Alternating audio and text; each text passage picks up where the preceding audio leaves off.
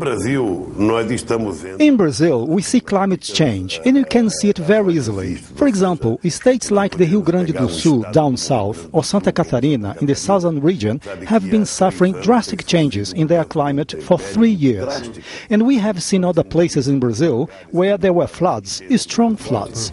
4 months ago, I received the governor of the Amazon state in Brasilia, who showed me the largest flood in the history of the Amazon River. It flooded everything, everywhere. 4 months after that flood, there is now a drought. And these are phenomena that are almost inexplainable from the scientific viewpoint. My concern is that the Kyoto Protocol was not taken seriously. When you go to Copenhagen, is it just a north-south divide? You pushing from the south to get the north to do more? I believe that we should not have a simplistic discussion of the divide between north and south. Every time you present me with a severe situation, instead of putting the blame on someone, I want to look for someone who is willing to find a solution. It's useless to put the blame on the UK because that's where the Industrial Revolution started. So the UK would have much more responsibility. And you want us to pay for that? I believe that all of us have to pay according to our responsibility. No one will be able to pay a debt that has accumulated for 200 years. And so I prefer to have the common sense to start discussing what each country can do from now onwards, so that the set of countries can take responsibility for the preservation, for the conservation of the quality of life on planet Earth. If there is no legally binding agreement, will you be happy with a political agreement? Is it enough? No, but I also learned at 64 years of age that in politics, when you don't manage to do everything that you want, you stay happy with what is possible to get done. And I believe that not all the figures will be approved in Copenhagen that we would wish, but if we manage to reach a political matrix that makes it possible to establish goals for the next years, I believe if we reach that deal, we will have taken one step forward. What cannot happen in Copenhagen is for us to do absolutely nothing. When the US went to China and they established negotiations with China, I was very much concerned with that, because I started to perceive that the United States wanted to use China to justify their lack of reducing more greenhouse gas emissions. China would use the US as a pretext to explain and also justify their lack of commitment.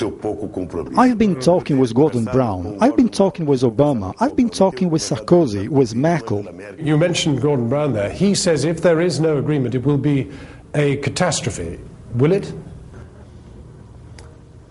I don't know if it would be a catastrophe, because when we have a catastrophe, then everybody will be concerned and take care of the issue. I can assure you that human beings are afraid, and when human beings perceive there will be a catastrophe, they are going to take care of the issue. What happened is that we are experiencing an economic crisis, an unprecedented global economic crisis, especially in the rich country's history. And each ruler of a rich country is afraid to make a proposal that in the eyes of their people, that would be seen as a proposal that would be an impediment to their economic growth. And the UK needs growth. The GDP in the UK needs to grow. People want jobs in the UK. So I believe everybody is a little bit more careful.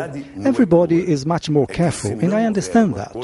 Now, the truth of the matter is that if we do not reach an agreement in Copenhagen, we will send a very negative signal to the world. That's to say that the rulers are acting with a lack of responsibility vis-à-vis the future of the world. If you just talk to individual people, for example, in Britain or anywhere in Europe, do you really say to them, look, you know, you must be prepared to sacrifice in your pocket perhaps 10%, 5% of what you earn? From the poorest of the Brazilians to the richest Brazilians, from the poorest individual in the world to the richest individual in the world, we have to take responsibility. It's a round planet. If the atmosphere is polluted, and one day is more polluted in Brazil, and another day there will be more pollution in the United States, everybody will be the victim of global warming. Everybody on the planet Earth. It will start on small islands. Then it will move to beaches. cities that have beaches. If the sea goes up, everybody will have to pay the price. So I believe with the capacity that the human being has in the 21st century, I believe that we will have to have the courage to do what our rulers did not do in the 20th century.